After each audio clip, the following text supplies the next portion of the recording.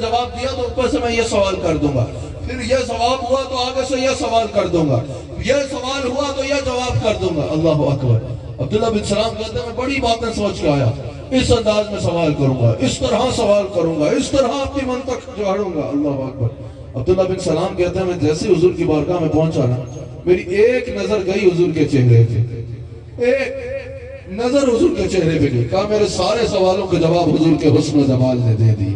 کہا حضور کا چہرہ ایسا، حضور اتنے سونے، حضور اتنے سونے، حضور اتنے سونے، مجھے ایک سوال کی بھی ضرورت نہیں پڑی، میں نے کلمہ پڑھا، میں نے کہا یا رسول اللہ آپ کا چہرہ بتا رہا ہے یہ چہرہ کسی جھوٹے کا چہرہ ہو نہیں سکتا۔ یہ الفاظ تھا حضرت عبداللہ بن سلام کا کہ حضور کا چہرہ اتنا سونا تھا، ایک نظر دیکھنے کے بعد مجھے کچھ پوچھنے کی ضرورت ہی نہیں پڑی، میرے دل نے کہا یہ چہرہ بھی کسی جھوٹے کا چہرہ ہو سکتا ہے۔ حضرت جابر کہتے ہیں کہ ایک رات چاند کی 14ویں رات تھی، حضور کھلے آسمان کے نیچے آرام فرما رہے تھے۔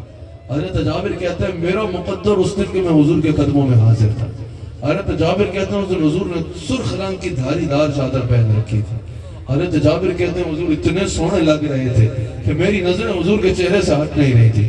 جابر کہتا ہے میں ایک نظر چاند کو دیکھتا، ایک نظر حضور کو دیکھتا، پھر ایک نظر چاند کو دیکھتا، پھر ایک نظر حضور کو دیکھتا۔ جابر کہتے ہیں اللہ کی قسم چاند کے چہرے سے، چاند سے زیادہ رسول اللہ کا چہرہ چمکا رہا تھا۔